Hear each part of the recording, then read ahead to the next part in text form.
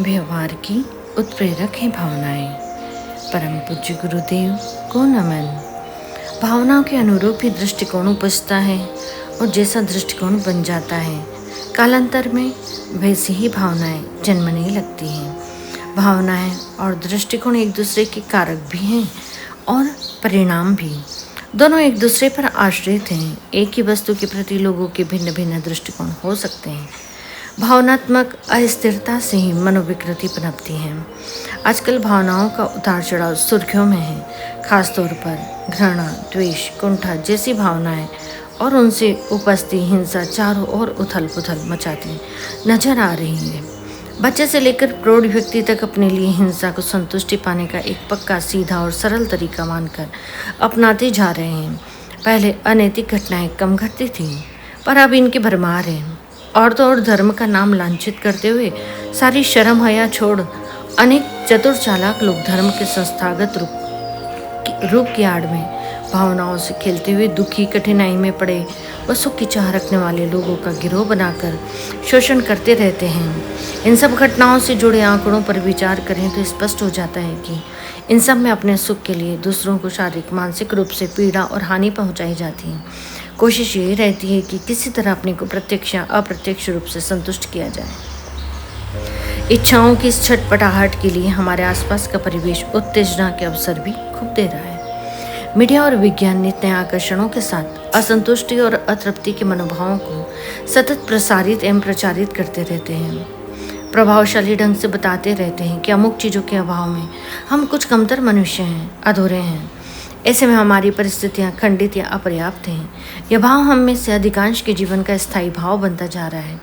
पात्र या अपात्र, इच्छा पूरी न हो तो समय कुंठा पैदा कर होती है। तब जिम्मेदार स्रोत की प्रति आक्रोश की तात्कालिक प्रतिक्रिया होती है।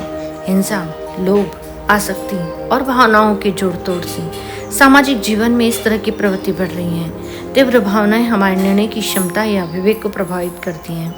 मुख्य रूप से भावनाओं व संवेगों को सकारात्मक और नकारात्मक दो श्रेणियों में रखा जाता है। ये हमारे दैनिक जीवन में कई तरह के रंग भरते रहते हैं। संवेग कभी तटस्थ नहीं होते हैं।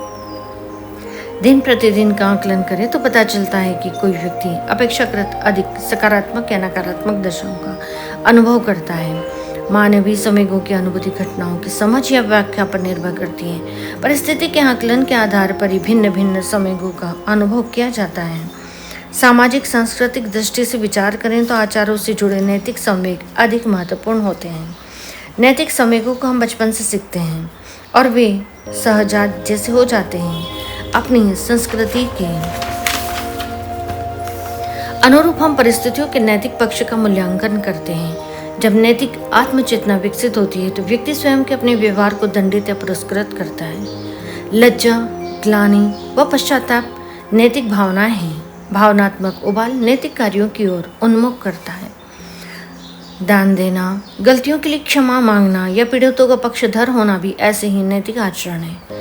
आज एक ओर नकारात्मक संवेगों का बाहुल्य है तो दूसरी ओर नैतिक संवेग दुर्बल हो रहे हैं। इसके कई कारण हैं। आज प्रतियोगिता व भौतिक सुखों की दौड़ में संवेगों को तर्क बुद्धि के विरुद्ध रखकर पेश किया जाता है। हम भूल जाते हैं कि संवेग अपनी परिस्थिति को समझने में मदद भी करते हैं और नैतिक फैसले भी ज़्यादातर संवेग पर ही आधारित होते हैं।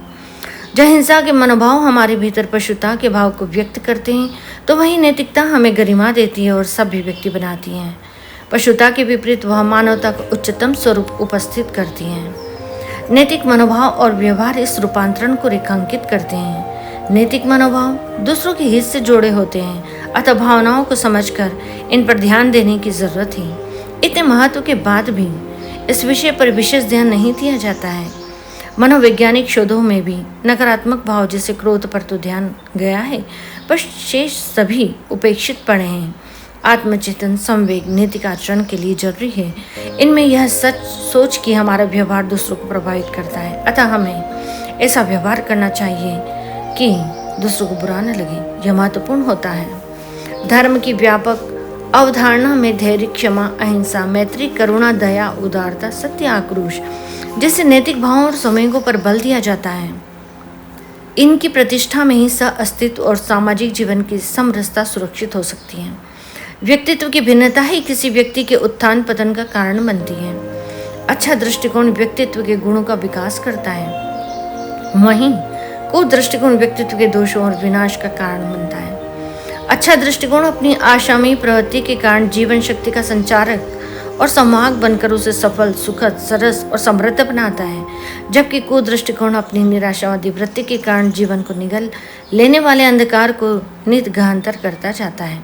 वह अपने चारों ओर उदासी, भय, कुंठा का वातावरण निर्मित करता रहता है, अवसादों और तनाव के कुहासे में अपने को घेरे रहता है। सुदृष्टिकोण सक्रिय ऊर्जा सृजित करता है, जिससे कोई व्यक्ति न तो अपने को ठगा अनुभव करता है और नहीं हताश और अशक्त।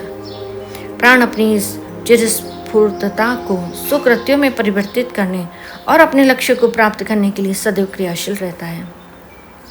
ऐसे ही ऊर्जावान व्यक्ति नया संसार रचते हैं। उनके प्रयासों से नए नए आविष्कारों, अनुसंधानों और अन्वेषणों के क्रम सामने आते हैं। ऐसे लोग ही सुरक्षा के कवच घड़ते हुए सृजन के बीज बोते हैं। उनके ही मार्गदर्शन में उन्नत शिक्षा के फूल खिलते हैं और रचनात्मक शांति की शीतल वायु प्रवाहमान होती है। ऐसे सुदृष्टिकोण संपन्न व्यक्ति ही समाज के आदर्श होते हैं।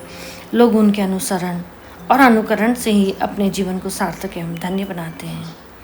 सभी को प्रणाम।